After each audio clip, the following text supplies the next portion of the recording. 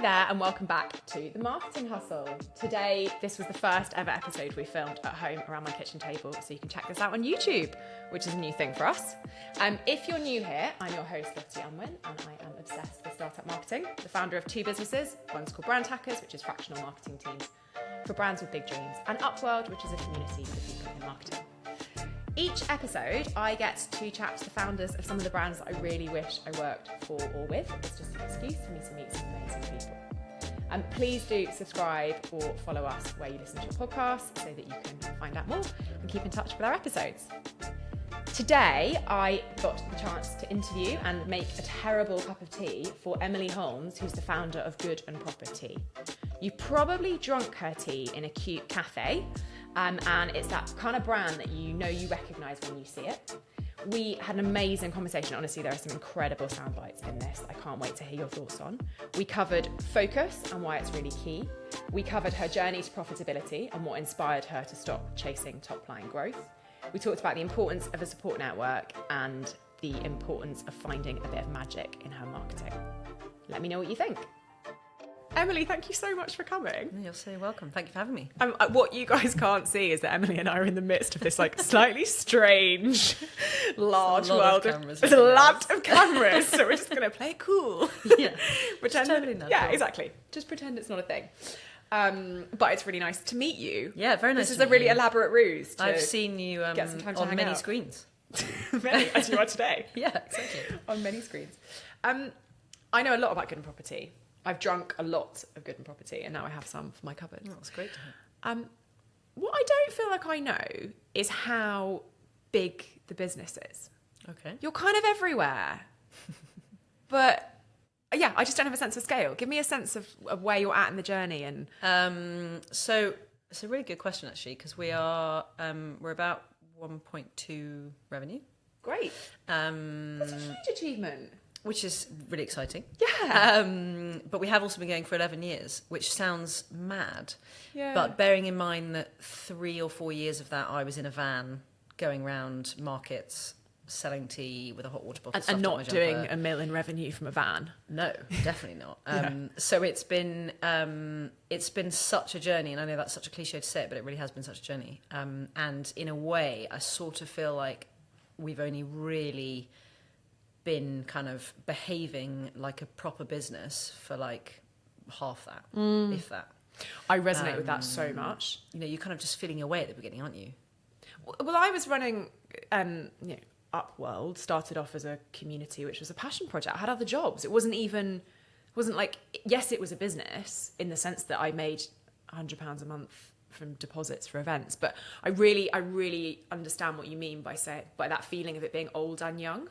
Yeah, but I also feel just as much like a startup in a way. I mean, in some ways I feel really sophisticated, like we've got really sophisticated systems, you know, we've got our shit together, if I'm allowed to say that on a podcast. Yeah. I feel really like we've got our shit together, but equally I feel like we've got the tail of a tiger and we're only just getting started because we're not doing so much, which is super exciting because it's like, you know, I literally feel like, oh my God, we haven't even got started yet. Yeah. Yeah, it's like 11th anniversary. It's like, better get started. Better get going. Yeah. This is now the real deal. So yeah, it is. It's every year is our biggest year ever, which is, you know, obviously I guess hopefully what all growing businesses hope for, but it really does feel like every year is even more exciting and bigger than the last. And we've been growing throughout that time. So yeah. I don't know if that probably gives you a bit of a flavour, but it does. Definitely. I think the reason you see it everywhere now is because we've been focusing very clearly on one particular channel, which is food service, which means you will see it in lots of cafes. And your distribution has got really big. Yeah. How have you done that? One very clear thing, which is focus. Yeah. Before, and I'm sure this will come into other questions later on, but before we were doing everything like you do when you start a business. I mean, I'm sure even with you when you started Coffee Club, you're saying yes to everything. And thank God in a way, because you have that early naive energy where you're like, this is so exciting, also, and you say yes. And saying no is a real privilege. Yeah, that's true too. You've got to say yes to to stay alive, and then the moment where it's but not tenable because to say it no. necessarily always pays the bills, though, because you're saying yes to stuff because you don't really know if it pays. You know, you have no idea if it's necessarily commercially the right thing to do, but you're just like, yes, of course we'll do that event, of course we'll be part of that, of course we'll collaborate. Yeah. You know, and you do it. Luckily, the first like 3 or 4 years, I feel were. I mean, I think about it now and I feel exhausted. I mean, we literally did everything. And because we had the van as well, we really were in this kind of brand building phase, really, when I look back. And it wasn't particularly commercial. We were on top of the commercials, but it wasn't a commercial exercise in a way, looking back. And it was very distracting because tea is incredibly diverse, and I feel very lucky that it's incredibly...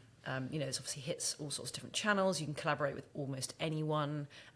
You can apply it to so many different things. And there's also loads of different channels in retail, e-com, events, you know, all these different things. And we were doing all of them. And we still are doing some of them.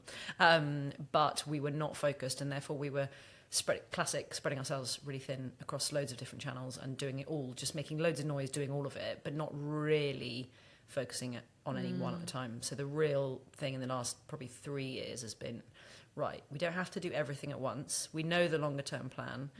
And so actually let's just focus on one, and then we can focus on the other one, and then we can focus on another, and sort of build it back up. And that takes real discipline, because as a founder, you're like, oh, I really want to do it all now.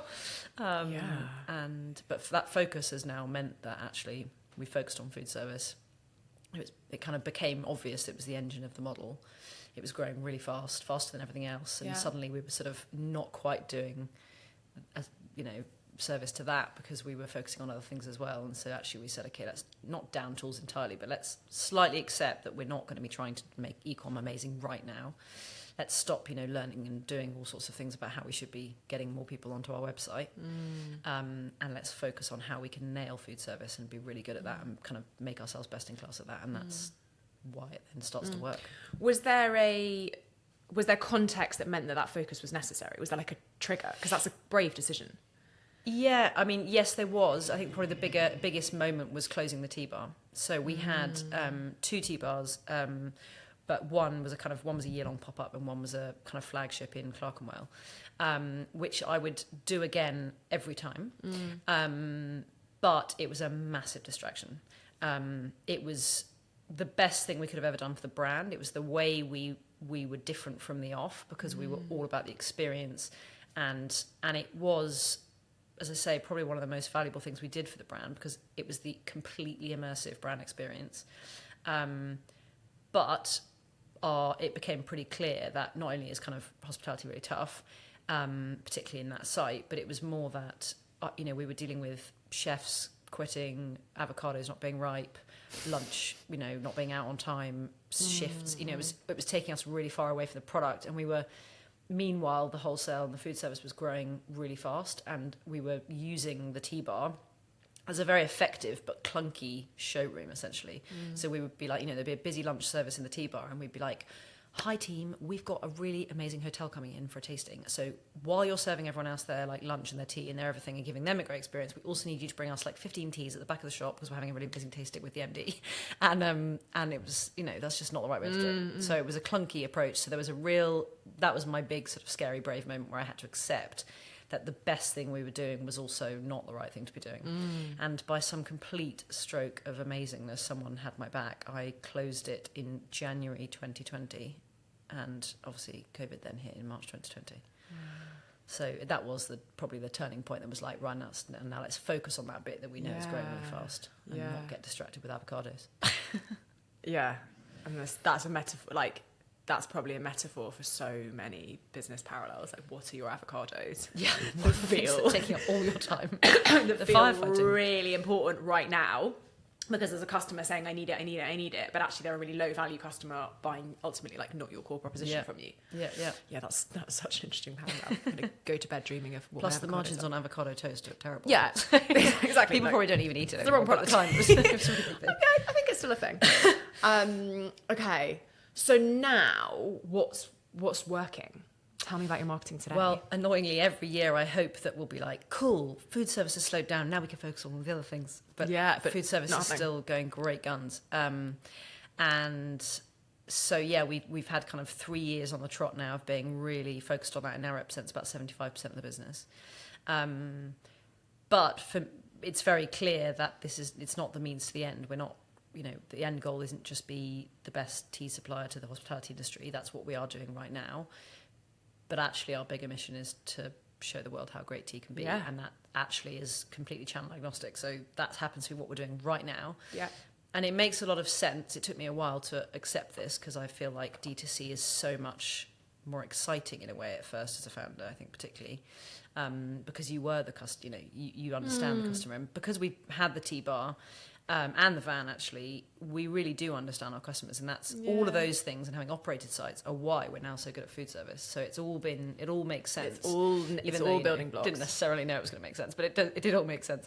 And so we are still very focused on that.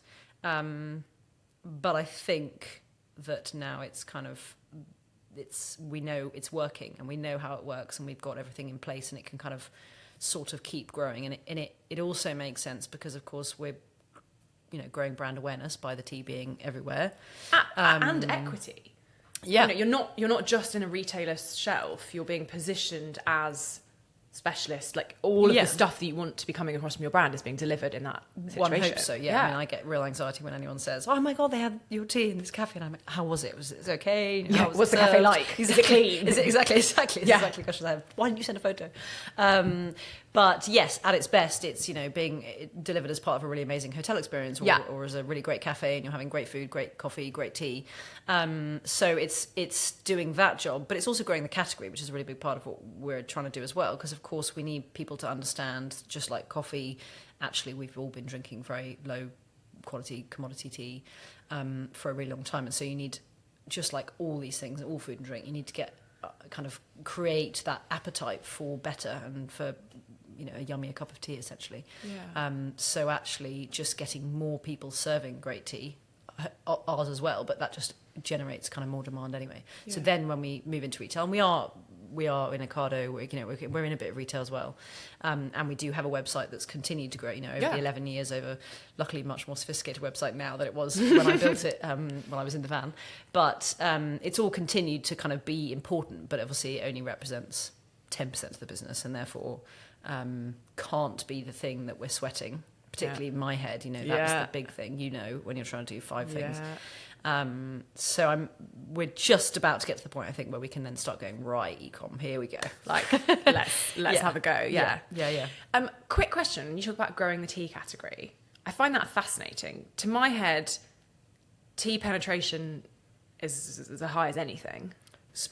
Growing speciality tea. Growing speciality That's tea. That's a term I hate, but basically... And driving up average order value, putting more cash into the category. Yeah. Got it. Cool. Basically, tea obviously as a whole is a very mature and diverse and evolving category. Yeah. But very mature. There's obviously as old as time. It's not like tea's not new. But there has been there's been lots of things around how black tea's in decline, but that's actually not really the full picture. It's because people have been premiumizing and diversifying. So now people drink 7 different teas during the course of the day rather than just one black tea that was like a PG Tips tea bag.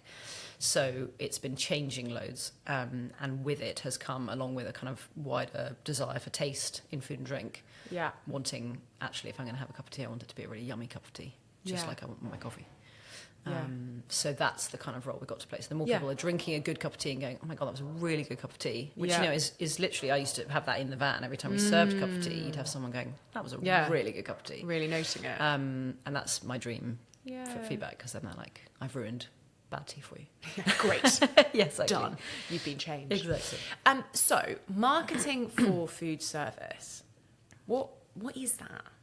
Well, I'm learning.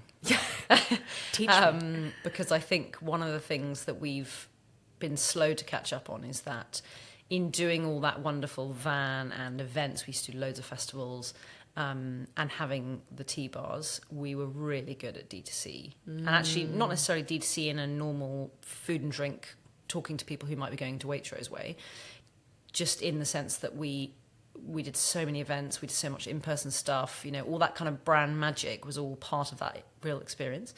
And we were quite slow then to realise that, even just our email marketing, which is, about as extensive as our e-com marketing gets, we were putting quite a lot of effort into those wonderful emails and still do, but we forgot that we were behaving like a D2C brand and thinking of ourselves as a D2C brand when actually we're actually a food service brand first and foremost. And therefore you're B2B. And therefore we're B2B. And therefore your comms strategy. But also needs our to look quite customers who are drinking it in the food service are also D2C.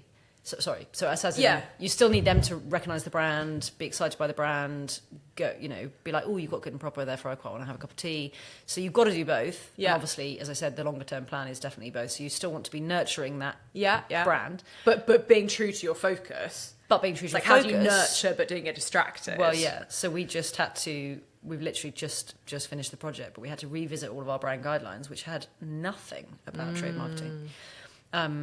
And start to go, okay, well, how do we market to those customers? So to an indie cafe, which is also really diverse, because it's like an indie cafe or a really fancy hotel, or like a bank who has a cafe in their office. And the target customer is a very different type of person. Very different approach, very different decision makers and gatekeepers, and the things they care about are very different. So an indie doesn't really want to be marketed to at all. They care about the product, which is great. They care about, the fact that it's delicious. They care about sustainability. They care about things like that. And similarly, the bigger customers, we work with Compass Group, for example, they care about kind of sustainability, in order to be able to kind of tick their own boxes and all that sort of thing. And actually, to be fair to them, do genuinely seem to want to understand how things are being done. But they are, but we would probably nurture the indies by like going and seeing them or organising like an iced tea competition. And we would nurture Compass in a very different way by like going and doing samplings in their offices that use our tea. But it's, in answer to your question, trade marketing is really new for us. And we've just kind of updated the brand guidelines to be like, actually now when, Deloitte say, right, we really want a digital screen to launch the teas, and we're like, okay, quick. We now have got really great assets that talk to that, and table talkers and things that we would never have done before, which are hospitality specific, food service specific, but also, we're sort of finding our way with even things like activations, which are the sort of standard way any food and drink brand would manage food service and do samplings, essentially. Yeah. What does that look like? Even that, we're starting to be like, is that really the most engaging way of doing it? I don't know. Get the product in front of them, but actually let's do it as part of Wellness Week, or let's do like a matcha morning, or let's do something interesting, because actually standing there just handing out product. Yeah. Very much finding their way. But I think certainly in indies, which makes up very much the bulk of our customers, because there's lots more of them, even though they're smaller in value, actually I think is getting the barista community, for example, really pumped about it. So that's like getting them to try new teas, or we used to do a cocktail competition that we're going to bring back. They all had to compete. They love like latte art showdowns, so it's basically our tea equivalent. Get them to compete, get them to interact with the teas, get them to kind of engage in what the offering is, and then try and make yummy things with it. Nice. So, don't know, still trying to find the most impactful way of doing it, but it is a different beast. Yeah, I bet. What's your team structure? I feel like I need to contextualise this in who's doing what. My team is tiny. Cool. Are you doing it all? We're now six. No, we're now 6. We're now 6. Basically, from COVID, we went from like 15 to like 3. Wow. And outsourced everything, which was, again, a bit of a great thing in the sense that we sort of got the chance to build it back up, which caught up with where we were at. And so we've outsourced lots of things that were not necessary for us to be doing. And now I have one marketing manager, and I was on your webinar earlier this week, so I'm really scared about talking about my marketing structure. No! But basically myself and a marketing manager. Okay. And so I'm sort of product and brand, basically. And then I've got ops, finance, and sales. So we're all sort of slightly wearing one hat each, but all having to... super lean for your revenue. Super lean. We've kind of slightly as I say, we've kind of outsourced quite a few things, and we've also got a slightly wider team who have been with us for a really long time, even since we had the tea bars, who will be able to go out and do activations for us and stuff, which is really great because it feels like they are part of the team still, but they're the ones that can go out and talk about the teas and do exciting things. But very lean. Desperately. It's impressive. Desperately need more people. Why are you not hiring? We are about to start a raise. Okay. And then we'll start hiring. That But old money, Chestnut. I know. But I think actually, it's only now that I've started to be like, actually, I really want more people. Obviously, we've always been stretched, but I was so, having kind of shrunk the team back down, building it back up, you're like, I really want to get this right. Yeah. And I always remember someone saying to me that, like, you want your team, you want to be hungry as a team. You never want to be bloated, because then you have like a lot of slack in your team where actually you're not as focused. Whereas when you're a little bit, you don't want to be uncomfortable or starving, but you want to be a little bit like over what's comfortable. That's an incredible little soundbite. Yeah. Because it really makes sense. Because you have a really clear idea of what everyone's doing. Everyone has to play their part. Whereas actually, if you're a bit bigger and you've got lots of people, but you don't necessarily need every single one of them because you've put full-time roles in where they didn't really need full-time roles, you get a little bit of like, someone else will probably do it. Whereas at the moment, it's like we sit around in the team meeting, it's like one of us has to be, you know, who's going to be the customer champion? Yeah. You know, it's got to be one of us. So... Yeah. But yeah, we are slightly too lean right now. There's something quite nice in that metaphor that you go, because you do go from being hungry to being bloated, and you can hold the hungry phase, but maybe you just accept that it, like, you do get bloated and then you have to contract again. Yeah. Well, hopefully you grow and catch up and you become hungry. Exactly. You move through phases, and either the business grows or the team shrinks, sometimes by your own design, sometimes just kind of naturally, and it reshuffles. But... yeah, what a great opportunity to be able to build back. And I've been through a really similar, just had like 6 weeks of all of my senior team going on holiday at the same time. Like, what great person signed that off. But actually it was really brilliant because it gave me a little micro dose of how do I get back into the jobs? Yeah. How do I really get my head around what the work is? Well, that is, I mean, absolutely couldn't agree more. Which you just learn by going like, back in. I'm doing it all again. And then I'm like, now I know exactly the person I need now to do this, because actually yes, and I can hire with so much more empathy. Yeah, yeah. Because I fully get... and you can train them better. You can train them better. Yeah. You can motivate them better because you understand what it is you're asking them to do, and what bits are horrible and what bits are energising, and yeah, all of that stuff. Sounds like you're having bad 6 weeks. No, I'm out the other side of it. And it was fun in that like type A fun where you're like, I'm loving this. Challenge. This is great. Yeah, I'm doing everything. It's really good, and I'm really happy. Please come back from holiday. Yeah. And then they get back and they're like, how was it? And you're like, it was great. I'm so pleased you're here. Yeah, I'm really glad you're back. Yeah.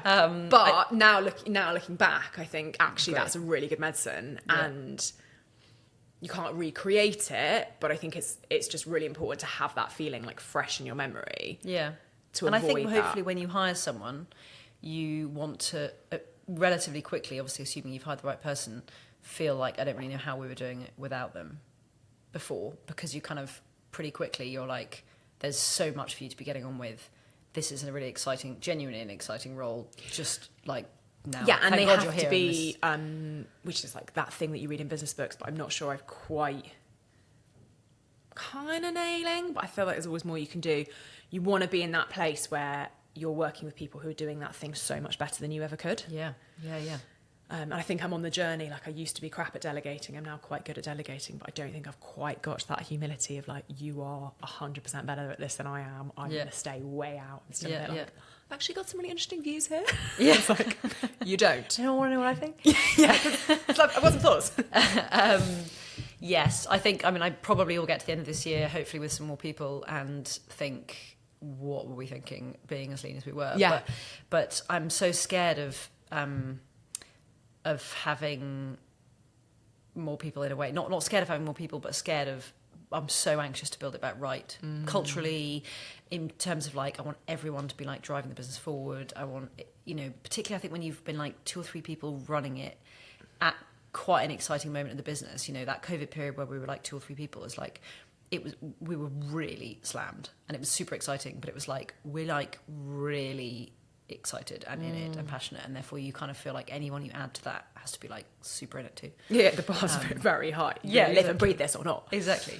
But no, it's been exciting building it back, and I think also the other truthful answer is also that it's we got to the point where we were profitable, and I didn't want to go back. As in, you know, sort of 3 years ago we became profitable, and from a personal perspective, that was a completely different feeling. And therefore sustainable, profitable growth has been something I've been slightly desperate to cling on to. It's possible I'll have to let go of it at times in order to be able to grow or take that next big step, because it's not fast, of course. And we haven't been aggressive in our growth. We've been seeing really exciting growth, like 20 to 40% each year, but it's not like we're not being super brave, because I'm come on, you're doing but this that is what we're sustainably. doing. That's incredibly impressive. Well, but that's why, again, it's like, well, yeah, I'd love to have 5 more people, but I want to add it slowly, catch up with the revenue. But that is a different approach. Tell me about how that. You say that felt personally very different. Tell me more about that. Oh, it's just awful being in that high growth, high losses. Yeah. I know that lots of other businesses do it with much scarier losses than we've had, but just this, it's the weirdest feeling, growing something that's so exciting that's not producing cash at the end of the year, even though it's never really been about the money. For some reason, that was always the idea of having to the anxiety as well of having to be we can't sustain ourselves. Yeah. And I had amazing investors who were really supportive and continue to be very supportive, but it was just a very weird feeling where you would need more cash even though things were going really well all the time. And obviously it meant I learned a lot about cash flow. But I think getting to that point where you're like, X plus Y equals Z, this is so cool. And now we can go, right, what am I going to invest that into? And we're not shutting out huge profits, don't get me wrong. Yeah, but you're stable and you're growing, and you're like, okay, well, we're now stable and growing, but we've got more in the team and we're doing more, and we're, that became quite important. But I feel like I might need to sort of relax a little bit around it in order to be able to then. Yes, but I think there's a difference between resetting that as your baseline. So your base expectation is that you make money, and then you go through phases, whether that be short or long term, where you default from that baseline. But to understand that that's a status quo you can return to is such a big shift from the other normal. Well, I think also the world has slightly moved on from that, because when I was starting, we were all, food and drink was this crazy kind of no one talked about profitability. It was just not interesting. It's just an irrelevant detail. There was lots of money, I guess, and everyone was obsessed with top line growth. Yeah. And I think in a way that, I'm sure much more experienced people have much more interesting things to say about it, but it doesn't teach you to be a very good business person. Because when you are trying to be profitable, you are obsessed with the numbers. Yeah. And not necessarily just oh my God, so exciting, we've grown even more this month or grown even more this year. You're thinking no, the whole cost base of this business, every line item that I've got on here that's marketing or marketing for this channel, marketing for that channel, is it's a game. It becomes a game. And if you can think about it as a game and not add emotion into it, then it's great, because it's this is so fun. I have to try and work out how we can grow, but what do I need to grow? And what cost do I put in to then, I'm gonna sneeze. Go for it. God. Now you the lights. It's look at the lights. Okay, there's loads of bright lights everywhere. Literally bright lights everywhere. No. Well, I've never raised money, and I find the whole narrative of raising money and running businesses that I find it really bizarre and really baffling. And you're right that there's experienced people who have really coherent narratives around it, but I actually think there's something so powerful of the naivety in saying, no, but isn't a business something that can make money? It might not be your primary motive, but isn't that almost part of the definition of a good business? And it has to be able to sustain itself. That's yeah. And that's not sustaining yourself because you're going to someone with deep pockets. But I think that's what's changed now, because I think investors are now much more interested in... Well, profitability's become the word of the hour. And was that shift for you because the market changed? No. It was driven by... It was completely personal. Coincidental or personal? Personal. Very much personal, yeah. You decided that you were going to shift to focus on profit. I just... Yeah. I just couldn't hack the it was so exciting, but it was just this I don't really know how to breathe, because you're permanently on this crazy roller coaster. And I had 2 babies at that time as well, and I was just I just need to feel like I'm in control of this. Yeah. So I think it was definitely personal, but it's helpful now that one of our investors said, I think the Disney era of storytelling is over, and it's now the Jeremy Maguire era where I just show me the money. which I thought was quite interesting, because the storytelling obviously has been everything in food and drink. I mean, you know that. Yeah, it's been proper fairy tale stuff. Yeah, and now it's a really good metaphor. Yeah. None of these are my words. Keep dining out. Yeah, exactly. Thank you very much to people who are quoting. What's not worked? I mean, plenty of things. I think, the tea bar was a really good example where, in a way, as I said, I think I'd do it again, but I probably was slow to accept defeat that actually it wasn't really what we should be doing, because actually, the wholesale business was sort of supporting the rest of the business when actually the tea bar was a very clunky, expensive exercise. It kind of just about washed its face and took up a lot of headspace and resource. So that probably should have been a bit faster to act on that, but wouldn't take it away entirely, because actually I think one of the biggest challenges we've got now, particularly having had tea bar, where you can imagine from a marketing perspective it was a dream. I mean, we literally had content. I think Instagram stories probably only actually started during that time, but we had like content coming up our ears. We had people in the tea bar every day drinking our product, and they were all really cool. So you own your people in in Clerkenwell drinking our products, and we had cakes coming out the oven. We had like iced teas being made. It was just like a dream. It was like being on a shoot all the time. Closed the tea bar, then you had like 2 or 3 years of COVID, and suddenly you're like, how do we make sure that we're not just any old tea brand? Yes, hopefully we've got fantastic product, but how do we not just become a just any old business shifting product? And that is something that is we're basically trying to inject back in, is all that magic, all that sort of stuff that you can't really I guess it's all brand marketing, basically. It's kind of all that magic that came from all that. But that's quite difficult when you go from accidental, really best-in-class brand marketing. You have this tea room, which is literally kind of like a marketing manager's dream.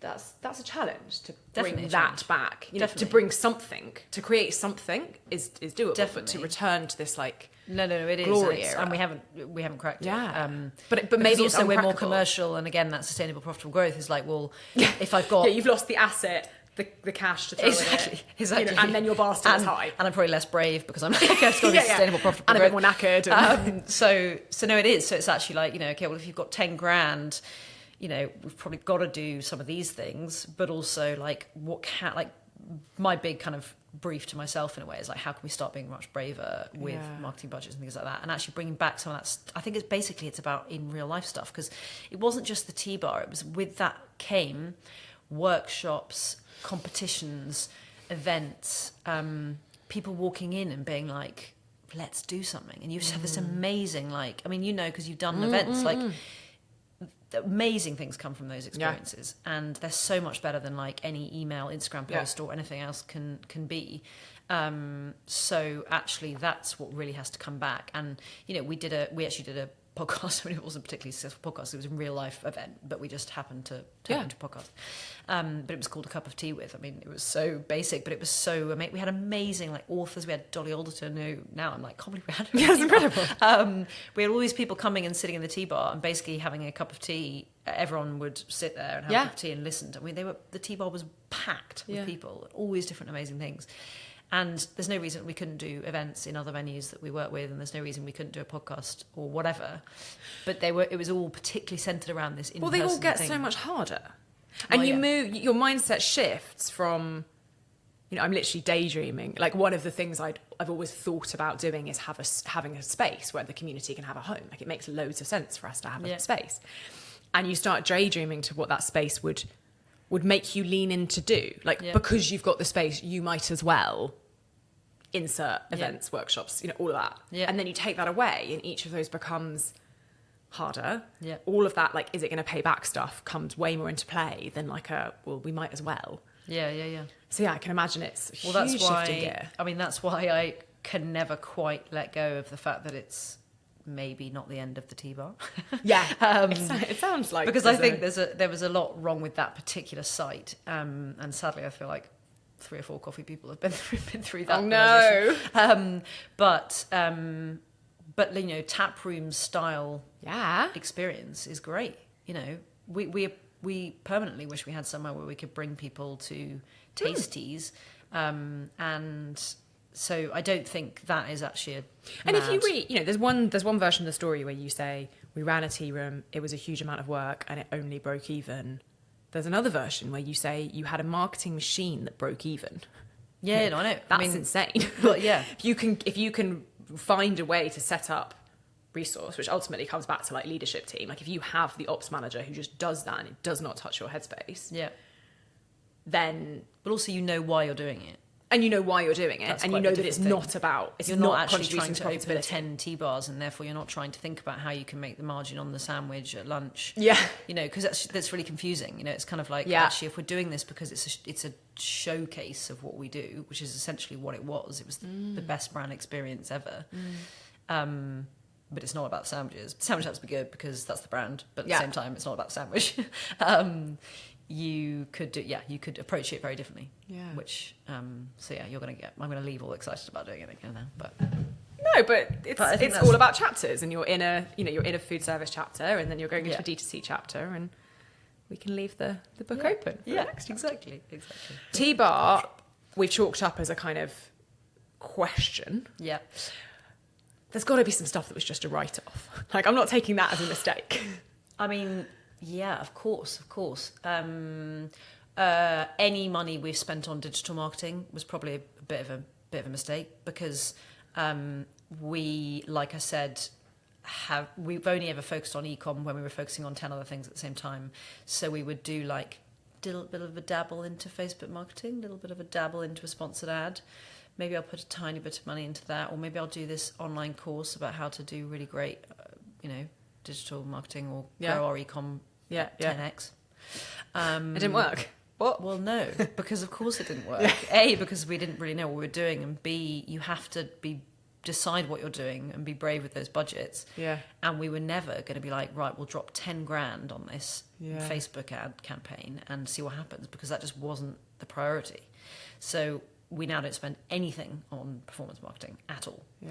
So our e-com is, as I said, this thing I cannot wait to get my teeth into, because it basically is just sitting there, growing with us, hopefully delivering an acceptable brand experience, but it's definitely, not where it could be. And email marketing is the only thing we're doing for e-com. So there is anything we've ever done to do with digital marketing, I would say we shouldn't have done. And the learning in that is you were dipping your toes in. Yeah, but and therefore not properly. Exactly, and therefore it wasn't working, and so that's really a bit like, and that's I think partly also helped me with this focus thing.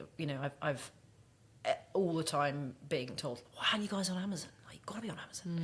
And I'm like, I've got to be on Amazon. I've got to be on Amazon. Okay, I'm going to do a call with Amazon. I'm going to go and listen to this, webinar about Amazon. And then you're like, we're just not going to do Amazon well right now.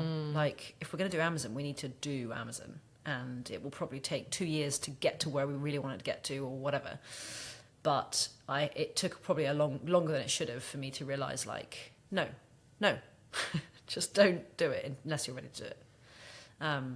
So I think it's just so many distractions. I think I struggle with knowing what doing something means. So with a situation like that, you're like, I'm going to do Amazon. I have lots of decisions in my business where I'm kind of thinking, like, am I going to turn this up or not? And I never feel like I feel like I'm missing the document that says, this is what doing Amazon means. This much money, this much time, like, this is what it's really going to take. And I feel like all of that is only with hindsight. Or maybe I'm answering my own question and it's just in good, it's in like some good research calls where you say to 3 other businesses, you're on Amazon, tell me what you're actually putting into this. And so Well, yeah, it's probably a bit of that. But I think also know what you're up for. I mean, it's really difficult because, again, like, it probably makes me sound like a really sort of old, scarred business person, that I'm like, at the beginning you have that wonderful naive energy, as I said, where you just like go like, yeah, go. And you have to do that because you have to know what sticks. But as you get more careful and more cautious with your budgets and use slightly more like, I sort of know that doesn't necessarily work, or I know that we haven't really done that properly. But I think what doing it means, I think, is probably partly my personality. I like to really understand things. Okay. So like I need to kind of really understand what it all means, what good can look like before probably doing it. Okay. I wouldn't want to just like do it and then do it a bit badly and not really know what's going on, which is certainly true of things we've had to do in the past. Yeah. But I think also, I feel like I don't really know exactly where I was going to go with that, but in terms of your kind of knowing what does doing it mean, should I be doing that, I feel like it probably does come back to a bit of discipline of being like, well, hang on, Lottie, what am I trying to do this year? Because the other thing that we can make, again, like time and being boring veteran person, means you realise that in a year you cannot do very much. No, it's not a year that is long. like that. Yeah. And you start your year with January amazing plans of how amazing this year is going to be. It's March today. It's March. It's Easter. If you wanted to do something in June, you're probably too late. Yeah. And every year I'm like still amazed by that, but I get a tiny bit better of realising like, what are the 3 amazing things we're going to do this year, rather than like, we'll launch 15 new things. Because actually, you probably can't do 15 things really well. You'll probably think you're going to do 12 of them, and then you're actually going to do 10 or whatever. And so actually, if you then go like, oh my God, I should be doing Amazon or whatever your equivalent is, you're then like, well, where does that fit in? Does that actually do what we want? When I get to the end of the year, and actually one of my colleague and I go to sit down every year and do like, what do we want the list of like, in our highlights reel for last year, for next year, what do we want it to be? And that's quite a good exercise because it makes you sort of slightly pull out the like, we want to be B-corp. We want to hit 1 million turnover. We want to be like really all over this particular bit of the business. And it helps focus the mind to be like, let's not try and just like be a tiny bit better at 1 million things. Let's try and be like, it doesn't matter if we do other things too, but those 3 things, let's not miss those. But so many great tools for focus. Well, it's because clearly you can tell that focus was my challenge. So I've had to get really good at focus. Really good at I'm it. like an Instagram algorithm's dream. I get sent like everything like, are you stressed, overwhelmed, got too much? Here's an app for how you can focus more. And I'm like, I don't want to enter details into an app. How is life as a solo female founder? There aren't that many of us. Yeah. Well, you know the answer to that. Oh, well, like, want to be refund?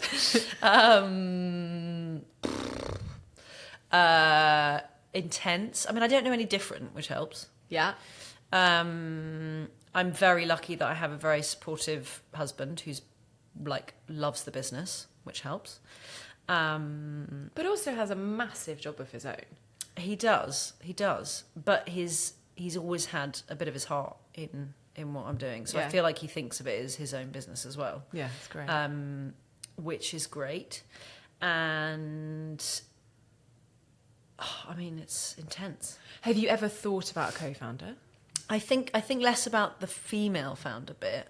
As I said, I think I said to you earlier, I feel like maybe that's really lucky, but I haven't spent a huge amount of time reflecting on thinking it's harder because I'm not a man, but I've just thought it's really hard because I'm on my own. Yes. But I definitely really experience hard. boys club thing, but I think more about the being sole founder than I do about being female And founder. have you thought this is too hard? Like, I agree with you, it's Obviously. hard. I don't know anything else. But I feel very clear I don't want it any other way.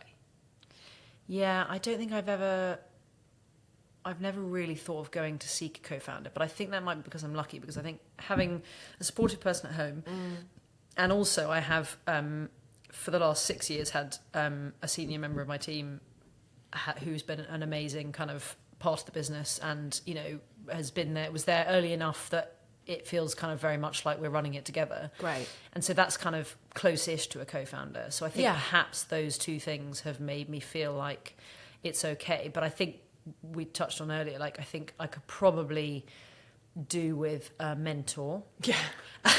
For anyone listening, we both need mentors. We both need mentors, maybe like professionally and personally. Because throw in being a mum of 2 little people is also like a whole extra feature of kind of, I really love my children, but I really also love my business. Like, how do I split these 2 hats? Because I feel them both so strongly. Yeah. No, I think I could do, I think the times I feel really I feel like it's really difficult without a co-founder. Although, again, I don't really think about the fact that I'm going a co-founder. I just think, oh, this is really like lonely and hard. Yeah. And I feel like I could really do with someone to talk to. In those moments, sometimes I've talked to some of my investors who've been a great support, which is usually a slightly embarrassing conversation where I realise as I'm talking that I've sort of worked it out just by the... But I think by the fact I'm talking to them. I feel like that's kind of the point. I sort of say it and then I'm like, I kind of know what. Yeah, and you just need someone to go, Yeah, sounds like the right plan. So that has been helpful. But things like, I don't have a board either because I've always been concerned that I don't want to set up a board too soon. But all those things in terms of holding me accountable, I think I could do with a bit of like, I would like someone to push against. Whether that's a board person to be like, where are you at with that? You said you were doing this. And I could be like, yeah, we changed our mind. Or, yeah, you're right. I have days where I just want a boss so much. Of course. I just want to stack shelves and be told that they're beautiful. Well, a bit of that, but also I want someone once a month. I want that evening once a month where I know I've got that meeting the next day and I know I'm I'm kind of going to get my wrist slapped. Yeah. And someone can say to me... You've got to cram that night. Kind of, yeah. I want to be like, bollocks, I've got those 10 things I said I was going to do. I remember this from when I had proper jobs and you would know the night before the board... It's a proper job. I've got a proper job. When I worked for someone else. And you'd know the 48 hours before the board meeting because suddenly there'd be this crazy flurry of actions because they're like, I've left it 28 days to check in on the thing. And I kind of want to be that person that has that thing. Well, we do a report at the end of the year for our investors and I'm always like, God, we've done so much this year. Yeah. And then I'm like, maybe I should have had that quarterly.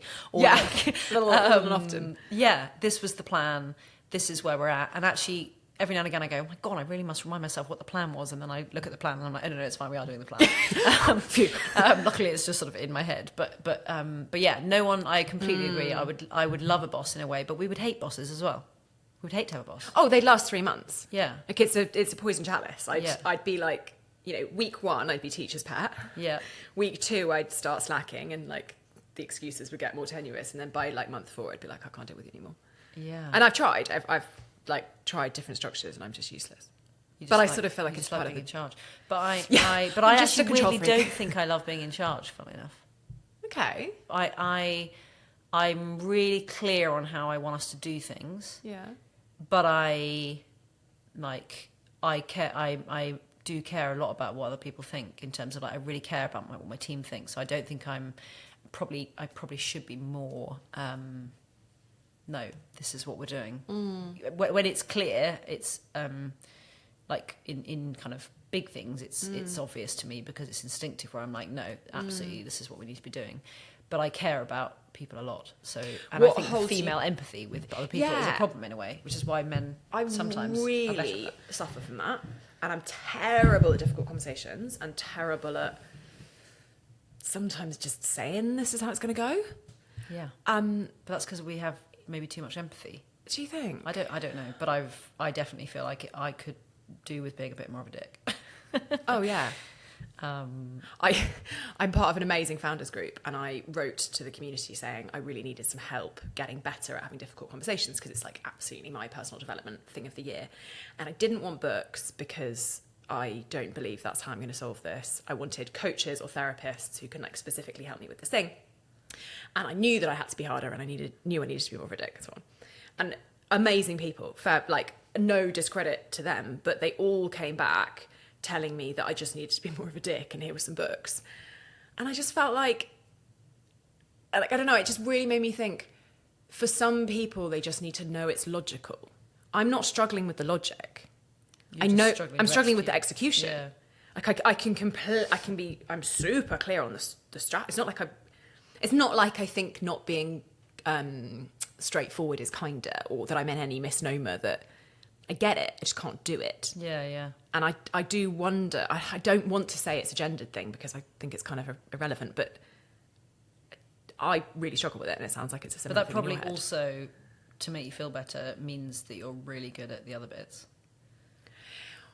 Well, this is it. I do think I'm genuinely empathetic and I'm not sure that I would switch that bit of my brain off. It's not like I wish the other way. I don't think you can have No, both. I mean, I remember having bosses. I can't lose so much sleep over it. Like, there's got to be an easier. Well, yeah. I mean, I don't I'm not very good at that. Yeah, but as you say, I can be absolutely clear. I could go home to Tom and have a massive rant about how I'm like, this is absolutely what we need to be doing.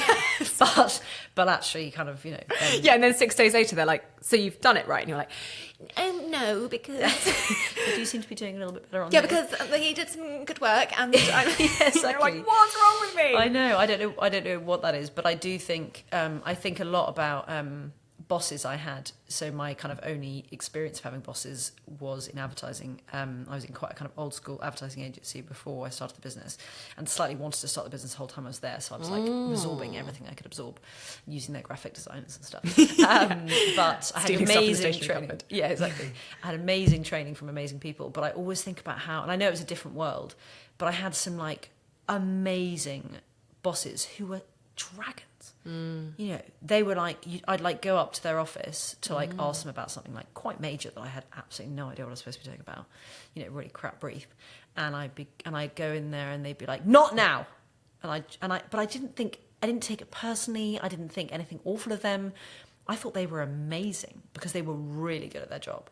But like, there is no way, and I know, as I said, I know it was a slightly different era where it's not really acceptable to be like that, but at the same time, she was a badass. Yeah. She was so good at her job. Yeah. And she was like perfectly acceptably nice in the moments that mattered. Yeah. And she trained me unbelievably well. But she didn't care what I thought of her, clearly. Yeah, you're not friends. She didn't need me to like her, which I think is a bit of a weakness.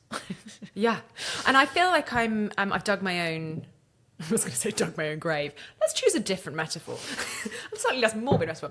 Kind of made my own bed in that I've created a culture in which I don't think my team would be okay with that kind of tone, because I've made it clear. So I think you're right that times have changed, but I also think there are probably people running businesses now for whom they're adopting like a different leadership style, and so it's how you. And I have to say, without it being the cliche, I have seen men who don't really care what their team think of them, and in some ways that's quite effective. But really I could never do that. And this is it. I just want to learn how to try that on. Yeah. I want to be able to like go to work sometimes in that way, which I know lots of other parts of my leadership style. I have different modes and I can kind of switch between the two, but I just can't get that right. Yeah. Two final questions, one of which might be a long one. Tell me about doing all of this with kids. I'm like on the verge of thinking about family and just like, women, show me. I know, I feel such a responsibility to show my female team members that it's all doable, but I hope. But it's not also, right. It's like inherently really hard. It's really hard. Yeah. But it is doable.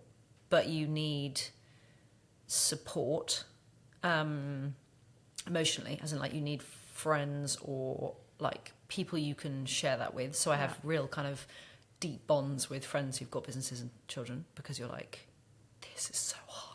And oh my god, leaving each other voice notes saying like, I wrapped my child's present in a towel because I didn't have time to buy wrapping paper, and those kind of things just really make it all okay, because you're like, oh thank god it was you too. But no, I think it's really hard because it completely depends who you are as well. Like, I unfortunately want both in their full way. I'm not able to be like, I really love my business, I want to just do that, and therefore I'm going to be, a working mum that's only back and we'll hang out the weekends. I also want to be an amazing mum. I mean, I know all mums want to be an amazing mum, but as in I really want to be there. I used to be an average mum. No, but like, I want to be there for bath time and bedtime every night. I want to be there in the morning and dropping them off to speak to their teacher and their nursery teacher. And that is like, there's a little bit of a like, something's got to give thing that I'm probably slightly don't help myself on. But at the same time, I guess I like to think that at times, if I was to ever imagine, if you ever have one of those really low moments when you're just like, oh my gosh, this is just too hard. I wouldn't want, if I was working for someone else, I would still be giving that my all because I'm conscientious and would want to do a good job. So therefore I'd probably just be like, I couldn't go home and take my child to the doctor. Or it's all the same with a bit less flexibility. Exactly. So actually it's nothing to do with the business. But the difficult thing is that you carry extra headspace and anxiety, I guess, because you've got something that you care a lot about that's a third child. But I actually do, you know, I don't work all night unless I've got a massive thing I've got to be working on. Like I'm just not willing anymore. And maybe that's just because after a long time, you're just like, no, I'm not willing to sacrifice that. So I'm quite clear now on, I think it really comes from a slightly longer journey. I think it feels like Maybe. we're both, well, it comes from a profitability mindset. You know, you're not chasing some big goal. There are goals, but if it's a bit slower or a bit faster, you'll get there. Yeah. Just get there on your own pace. Yeah, And I do think if you've been doing it for a while, you settle in. You know, you say the years are fast, but I've done a lot of them. Yeah, that probably is true. Like I can't, as I say, if there's something important happening, of course I'll like bust my ass to do it, but I'm not going to stay up until 1 a.m. every night working on the business. Like that's, well, it'll just last not... like 3 days and you'll crash. No, well, exactly. Yeah, exactly. I mean, I probably couldn't do it anymore if I wanted to. One thing exactly. One thing I feel like it's my choice. It's not that my body would say no. Yeah, exactly. My body wouldn't let me. I think though one thing I do find interesting, and I'm sure my team will be listening to this, but I haven't quite got over the guilt of feeling like I'm the person that arrives slightly late and I'm the person that leaves slightly early, even though of course I'm also probably then like doing something later, or like, you know, this is my, I'm not being paid to work today, as in I'm here, you know, as in you're always sort of on, but I am the only person in my team with children, and I try to really hard not to bore them with talking about my children because it's not interesting. But I remember when I was in my first job in advertising and other people in the team had children and they were never there at the like 4 o'clock meetings. I mean, I leave at like 5:10. It's not like I'm leaving really early. It's like, but I remember feeling like, well, she's a bit of a slacker. She's never here. And I literally can't bear thinking about that because I'm like, I had no idea. And of course I didn't have an idea. I was like, my first job. But I hope that it demonstrates that like I'm a working mum and you can be a working mum. And I hope that we're fostering an environment where, you know, we're trying to set things up so that any women coming to work for the business will have a great, you know, as much flexibility and as support. And we've just put in place an amazing childcare thing, which means that they'll have some support with childcare costs, which I only just discovered. It's called the Workplace Nursery Scheme. Everyone should look it up. Literally writing that down. Yeah, please do. I can't believe I didn't know that before. But yes, I don't know. Of course it is possible. And I think in a way it's just as, it's more, I don't think it's the business and the children. I think it's working and children. So I think, and hopefully if you can get your business to a point where it's enjoyable enough, then, and not so stressful, then in a way it should give you the upside. Yes, because there's huge benefits from being your own boss. Yeah. And being able to decide when you work and being able to decide like really key decisions, like how much, for me, there's really real decisions about like what I want profitability to, how much I'm prepared to compromise on profitability in times where I'm not at work. And therefore, you know, I could absolutely just say, well, the business doesn't need to grow for 2 years. Yeah. Yeah. Like we're just going to hold tight and we're going to look after like each other and ourselves and we're going to design life around me staying sane. Yeah. Or I could say, no, I'm out of here, but another 20%, please. Yeah. And to have control of those decisions feels really empowering. Yeah, I think that's the key. I think that the hard bit is just juggling having a career at all and having children. But do it, it'll be fine. Yeah. I'll just call you for tips. Yeah. What one thing can someone who is listening to this help you with? How to bring the magic back. Oh, well, that makes it sound like we haven't got any magic, and I don't want that to sound like that because I don't. Hopefully, how to add some new magic. How to bring back. You know, I've said it again. How to be braver and bigger with smaller marketing budgets that gives it that magic that you'll never be able to measure, but that is beyond just a really great set of email flows and a really great, you know, boring... Yes, I'm struggling to feel out by that. Just like, you know, what examples are there of like great, you know, that kind of make your customers, you know, obviously catch their attention, but also actually just like that other stuff, you know. And the one thing I feel like we're so lucky with is that although we've had a really, you know, curvy, wonky journey, when we looked at revisited the brand guidelines, for example, like I said we just did for trade marketing, we were like, weird, actually, like these are completely as relevant when we first did them 9 years ago as they are now. Nice. So actually the kind of all the things we stand for, like there actually hasn't been any deviation from. It's just the channels and the places we've applied it. As so how do we amplify all those brand values and all that other stuff? And also another one. Yeah. May I add another one? Yeah, sure. How We make the do rules. you talk about sustainability without it being boring? Because it's now so hard to make it sound, well, not make it sound, but we're all doing these wonderful things, or some people are and some people aren't, but it all sounds the same. Whether you're really doing them or you're not really doing them, or you really care or you don't really care, it's all complete noise to the customer now, I think. And how do we make it interesting and engaging and compelling, or how can marketing play a role in that? Because it is really important and customers do need to care, but it's sort of become so prolific, and everyone, I mean, if you go onto any tea company's website, I guarantee they all say the same thing. And yet not everyone's doing the same thing, but it's all just noise. I love that I don't know whether it's accidental, you said customers need to care.